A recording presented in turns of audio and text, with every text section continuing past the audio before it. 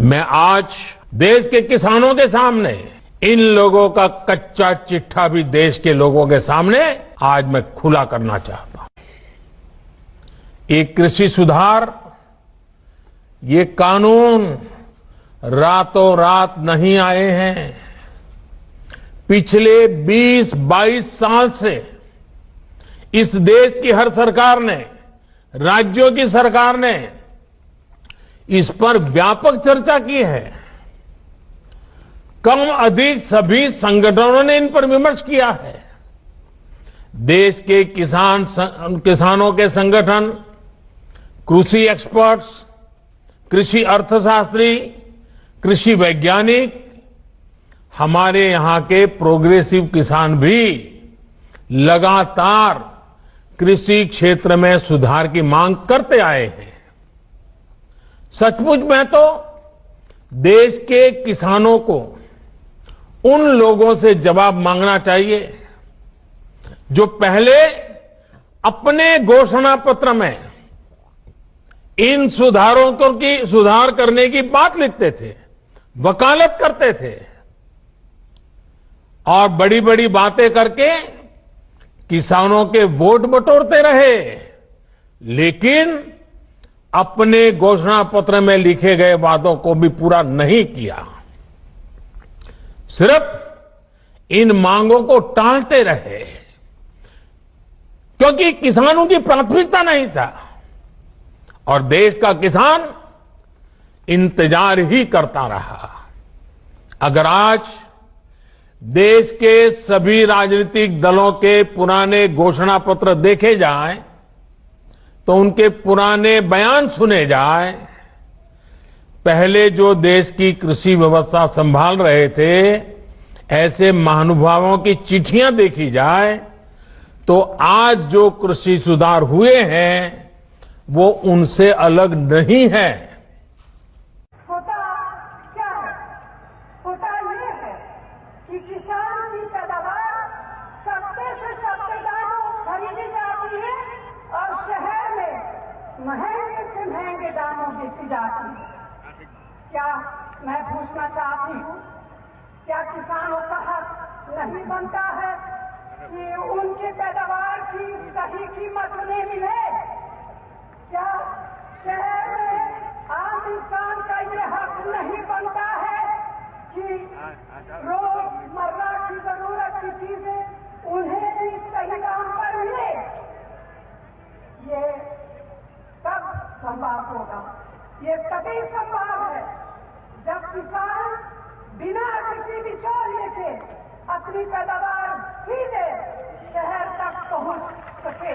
मगर ये अच्छा है, किसान के लिए अच्छा है। आज किसान को एक विकल्प देने की जरूरत है। जितना विकल्प दे सके उतना अच्छा है, खराब नहीं है किसान के लिए। आज किसान जब सीजन आता है तो अपना आलू 2 रुपए 1 रुपए किलो में बेचता है, उसके 3 महीने बाद अपना ही आलू भी 30 रुपए और 40 रुपए में खरीदने का मजबूर होता है। ऐसे टमाटर की बात है।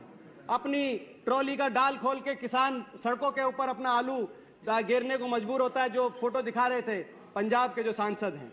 ऐसे जो किसानों को जितना विकल्प दें वो उनके लिए बुरा नहीं हो सकता। विकल्प देने की आवश्यकता है। और कोई ये बाध्य नहीं है कि भाई इन्हीं को देना पड़ेगा।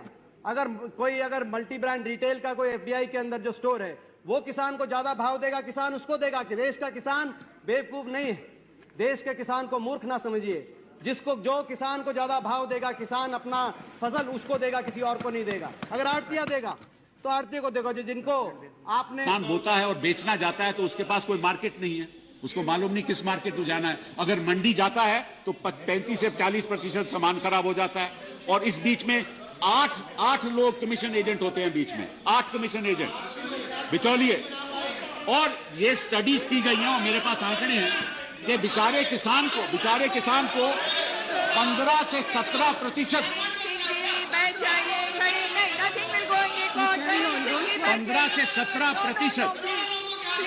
15 से 17% जो माल मार्केट में बिकता है उसका केवल 15 से 17% किसान को जाता है, बाकी बिचौलियों को चले जाता है। तो आप विपक्ष के नेता और विपक्ष दलों को यह तय करना है कि वो किसान के साथ हैं या बिचौलिए के साथ हैं। ये आप तय कर लीजिए। फेडरल स्ट्रक्चर है, लेकिन अगर आप चाहो कि उन प्रदेशों में जहां के मुख्यमंत्री चाहते हैं कि हम लागू करना चाहते हैं, वहां कैसे आप विरोध कर सकते हैं? ये एक नया नियम पैदा हुआ है, एक नया डेफिनेशन ऑफ फेडरल स्ट्रक्चर है कि एक प्रदेश दूसरे प्रदेश को कहेगा मैं तो यहां लागू नहीं करूंगा, लेकिन तुम्हें भी लागू नहीं करने दूंगा। पिछले चुनाव के पहले किसानों को जितने वादे किए थे, उन सारे वादों से भारतीय जनता पार्टी मुकर गई। सबसे बड़ा वादा इनका था कि स्वामीनाथन रिपोर्ट लागू करेंगे। मुझे बेहद खुशी है, आज यहां सारी पार्टियां बैठी हैं, सारी पार्टियां कह रही हैं स्वामीनाथन आयोग लागू होना चाहिए।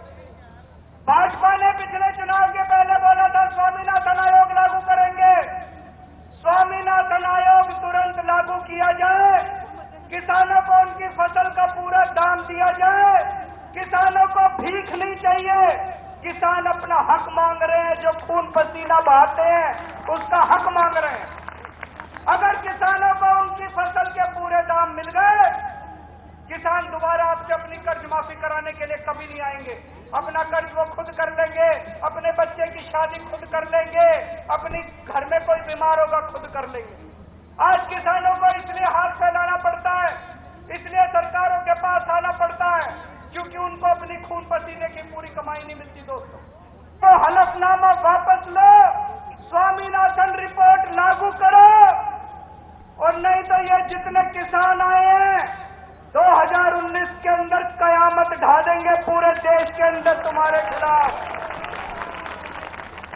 ये भी पूछ रही हैं, पब्लिकली पूछ रही हैं, हमारे कृषि मंत्री टीवी इंटरव्यू में कह रहे हैं, मैं खुद बोल रहा हूं कि भाई आपको कानून में किस क्लॉज में क्या दिक्कत है बताइए। जो भी दिक्कत है वो आप बताइए। तो इन राजनीतिक दलों के पास कोई ठोस जवाब नहीं होता, और यही इन दलों की सच्चाई है।